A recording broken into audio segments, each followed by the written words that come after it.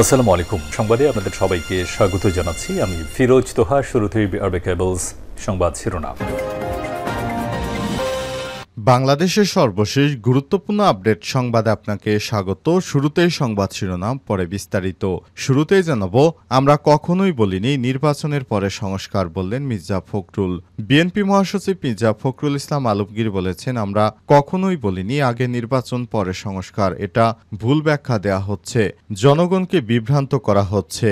আমরা বলেছি নির্বাচন সুষ্ঠু করার জন্য ন্যূনতম যে সংস্কার প্রয়োজন সেটা আগে করতে হবে, তারপর নির্বাচন। আজ ঠাকুরগাঁয় নিজের বাসভবনে মির্জা ফখরুল এসব কথা বলেন। এরপর জানাবো, থাইল্যান্ডে যাচ্ছেন প্রধান উপদেষ্টা। অন্তর্বর্তীকালীন সরকারের প্রধান উপদেষ্টা ডক্টর মোহাম্মদ ইউনুস বিমস্টেকের ষষ্ঠ শীর্ষ সম্মেলনে যোগ দিতে বৃহস্পতিবার ৩ এপ্রিল থাইল্যান্ডের রাজধানী ব্যাংককে যাচ্ছেন। দক্ষিণ এশিয়ার শীর্ষ নেতারা এই সম্মেলনে যোগ দেবেন। এবারে জানাবো, দেশে জঙ্গিবাদের উত্থান হয়নি, বললেন স্বরাষ্ট্র উপদেষ্টা।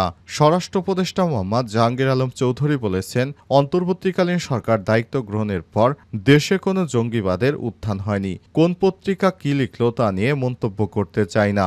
আজ বিভিন্ন থানা পরিদর্শনে গিয়ে সব কথা বলেন তিনি। এবারে জানাবো, ঈদের ছুটি শেষে ঢাকায় ফিরতে শুরু করেছে সাধারণ মানুষ। পবিত্র ঈদ উল ফিতরের ছুটি শেষে আবারও ঢাকায় ফিরতে শুরু করেছে কর্মজীবী মানুষ। আজ বুধবার সকাল থেকেই বাস ও ট্রেনে নৌপথে ফিরছেন তারা। এদিকে বিএসএফের সঙ্গে চোখে চোখ রেখে কথা বলছে বিজিবি। বদলে গেছে সীমান্তের দৃশ্যপট। বিগত ১৭ বছর বাংলাদেশের বিজিবিকে অনেকটা এক পক্ষপাতিত্ব করে রাখা হয়েছিল। সীমান্তে বাংলাদেশের মানুষ মারা গেলেও বিজিবি ছিল নির্বিকার। কিন্তু ৫ আগস্টের পর থেকে ভারতের বিএসএফের সঙ্গে এখন আমাদের সেনারা চোখে চোখ রেখে কথা বলছে। তারা ভারতের বিএসএফকে বিন্দুমাত্র ছাড় দেবে না। অন্যায় হলে সেখানে বিজিবির সদস্যরা তাদেরকে ছাড় দিচ্ছে না। এবং সর্বশেষ জানাবো, পাকিস্তানের প্রেসিডেন্ট জারদারি হাসপাতালে ভর্তি। পাকিস্তানের প্রেসিডেন্ট আসিফ আলী জারদারিকে হাসপাতালে ভর্তি করা হয়েছে। শারীরিক অবস্থার অবনতি হয় করাচির একটি বেসরকারি হাসপাতালে চিকিৎসাধীন অবস্থায় রয়েছেন পাকিস্তানের রাষ্ট্রপতি। প্রিয় দর্শক, এতক্ষণ শুনছিলেন সংবাদ শিরোনাম, এবারে বিস্তারিত।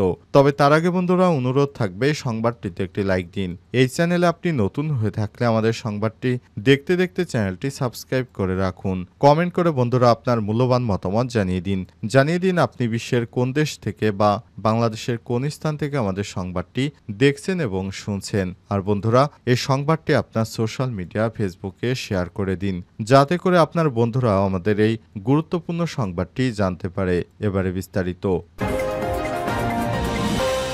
আমরা কখনোই বলিনি নির্বাচনের পরে সংস্কার, বললেন মির্জা ফখরুল।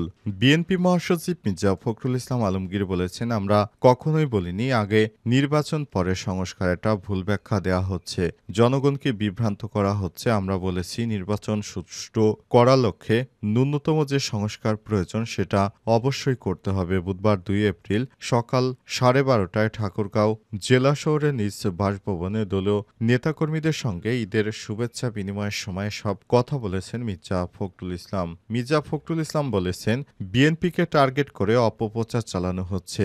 বিএনপি, জামাত, এনসিপি, জাকের পার্টি সহ সব রাজনৈতিক দলের সম্পর্ক জনগণের সঙ্গে। আর যারা এসেছেন সংস্কারে জ্ঞানী মানুষ, পণ্ডিত লোক, বিশাল ডিগ্রিধারী, তাদেরকে আমরা শ্রদ্ধা ও সম্মান করি। কিন্তু তারা যদি জনগণের বাইরে গিয়ে কিছু করেন, আমরা সেটিকে সমর্থন করতে পারবো না। এ সময় তিনি আরো বলেছেন, গণতন্ত্রই হচ্ছে শ্রেষ্ঠ ব্যবস্থা। রাষ্ট্র পরিচালনার জন্য এই যে ভয় থাকে রাজনৈতিক দলগুলো স্বৈরাচার হয়ে ওঠে, তাহলে তো আওয়ামী লীগের মতো অবস্থা হবে। এখানে স্বৈরাচার হয়ে উঠলেই জনগণ তাদেরকে বের করে দেয়। সুতরাং এটার জন্য যে জনগণের কোনো দোষ নেই, গণতন্ত্র সবচেয়ে উত্তম ব্যবস্থা। এ সময় জেলা বিএনপির অঙ্গ এবং সহযোগী সংগঠনের নেতাকর্মীরা উপস্থিত ছিলেন। থাইল্যান্ডে যাচ্ছেন প্রধান উপদেষ্টা। অন্তর্বর্তীকালীন সরকারের প্রধান উপদেষ্টা প্রফেসর ডক্টর মোহাম্মদ ইউনূস বিমস্টেকের শীর্ষ সম্মেলনে যোগ দিতে ষষ্ঠ শীর্ষ সম্মেলনে যোগ দিতে বৃহস্পতিবার ৩ এপ্রিল থাইল্যান্ডের রাজধানী ব্যাংককে যাচ্ছেন। দক্ষিণ এশিয়ার শীর্ষ নেতারা এই সম্মেলনে যোগ দেবেন। এই সফরে প্রধান উপদেষ্টার সফরসঙ্গী হবেন পররাষ্ট্র উপদেষ্টা তৌহিদ হোসেন এবং পররাষ্ট্র সচিব মোহাম্মদ জসিমউদ্দিন। প্রধান উপদেষ্টার উপপেশ সচিব আবুল কালাম আজাদ মজুমদার মঙ্গলবার ইউএনবিকে তথ্য জানিয়েছে। বিমস্টেকের শীর্ষ সম্মেলনের আগে প্রধান উপদেষ্টা বিমস্টেকের তরুণ প্রজন্ম ফোরাম ভবিষ্যৎ কোথায় মিলিত হয় শীর্ষক ফোরামে বক্তৃতা রাখবেন। এ সময় প্রধান উপদেষ্টা ভারতের প্রধানমন্ত্রী নরেন্দ্র মোদীর সঙ্গেও সাক্ষাতের কথা ছিল, কিন্তু অন্তর্বর্তীকালীন সরকারের প্রধান উপদেষ্টা প্রফেসর ডক্টর মোহাম্মদ ইউনূস ভারতের প্রধানমন্ত্রী নরেন্দ্র মোদীর সঙ্গে সাক্ষাতের আগ্রহ প্রকাশ করলে বারবার তারিখ পরিবর্তন করে দিয়ে শেষ পর্যন্ত সেই সাক্ষাৎকারের বিষয়টি অনিশ্চয়তার মধ্যে ফেলে দিয়েছে ভারত যেভাবে মোদির শিডিউল নির্ধারণ করেছে সেখানে প্রফেসর ডক্টর মোহাম্মদ ইউনূসের সঙ্গে তার বৈঠকের বিষয়টি নাই। সুতরাং এবার তাহলে ভারতের প্রধানমন্ত্রী নরেন্দ্র মোদীর সঙ্গে প্রধান উপদেষ্টার সাক্ষাৎকার হচ্ছে না। তবে অন্তর্বর্তীকালীন সরকারের সঙ্গে মিয়ানমারের জান্তা বাহিনীর প্রধান সহ এছাড়া অন্যান্য দেশের বিভিন্ন দেশের রাজনৈতিক নেতারা তার সঙ্গে সাক্ষাৎকার করবেন এমনটা জানা যাচ্ছে। বিমস্টেক শীর্ষ সম্মেলনে অন্তর্বর্তীকালীন সরকারের প্রধান উপদেষ্টা প্রফেসর ডক্টর মোহাম্মদ ইউনূস দেশের জন্য অনেক গৌরবময় কিছু নিয়ে আসবেন এমন প্রত্যাশা বাংলাদেশের। দেশে জঙ্গিবাদের উত্থান হয়নি বললেন স্বরাষ্ট্র উপদেষ্টা। স্বরাষ্ট্র উপদেষ্টা মোহাম্মদ জাহাঙ্গীর আলম চৌধুরী বলেছেন, অন্তর্বর্তীকালীন সরকার দায়িত্ব গ্রহণের পর দেশে কোনো জঙ্গিবাদের উত্থান হয়নি, কোনো পবিত্রতা ক্ষয় হয়নি। কোনো পত্রিকা কি বলে না বলে কোন কোন বিষয় মন্তব্য করে সে বিষয়টি আমরা আর বলতে চাই না বলে মন্তব্য করেন তিনি। জঙ্গিবাদ নিয়েও উদ্বেগ দেখছি না বলে জানান তিনি। এ সময় স্বরাষ্ট্র উপদেষ্টা খিলক্ষেত, বাড্ডা, ভাটারা সহ বিভিন্ন থানায় ঈদের শুভেচ্ছা বিনিময় ও কার্যক্রম পরিদর্শনে গিয়ে সাংবাদিকদের তিনি এসব কথা বলেছেন। স্বরাষ্ট্র উপদেষ্টা বলেন, দেশের পরিস্থিতি ধীরে ধীরে উন্নতি হচ্ছে, আরও উন্নতি হবে। আমরা দৃশ্যমান সব রকমের প্রচেষ্টা গ্রহণ করেছি। আমাদের কাজ অব্যাহত থাকবে বাহিনীকে সুসজ্জিত করা এবং দেশকে পর্যায়ক্রমে আরও নতুনভাবে নতুন উচ্চতায় নিয়ে যাওয়ার জন্য কাজ করছে অন্তর্বর্তীকালীন সরকার। আইন শৃঙ্খলা প্রথম দিকে কিছুটা অবনতি হলেও এখন অনেক ভালো বলে মন্তব্য করেন স্বরাষ্ট্র উপদেষ্টা। এ সময় তিনি জানান, বাংলাদেশকে বিদেশে বসে চক্রান্ত করে দেশকে অস্থিতিশীল করার বিভিন্ন পায়তারা করছে। পলাতক স্বৈরাচারীরা দেশকে যেন আর কোনো চক্রান্তের মধ্যে ফেলতে না পারে, এজন্য অন্তর্বর্তীকালীন সরকার সবসময় সতর্ক অবস্থানে রয়েছে। ঈদের ছুটি শেষে ঢাকায় ফিরছে মানুষ। পবিত্র ঈদ উল ফিতরের ছুটি শেষে ঢাকায় ফিরতে শুরু করেছে কর্মজীবী মানুষ। বুধবার সকাল থেকে বাস, ট্রেন ও নৌপথে ফিরছেন তারা। আগে যারা ট্রেনের টিকিট কেটে রেখেছিলেন তারা আজ ফিরছেন। এছাড়াও রাজধানীর অন্যতম যাত্রাবাড়ি সায়দাবাদ, মহাখালী, গাবতলী এলাকায় বাসে ফেরার এমন চিত্র দেখা গেছে। বাস মালিকরা জানিয়েছেন, সকাল থেকে রাজধানীতে ফিরতে শুরু করেছে ঈদ করতে গ্রামে যাওয়া মানুষজন। আগামী কয়েকদিন ঢাকায় ফেরা এ ধরনের অব্যাহত থাকবে।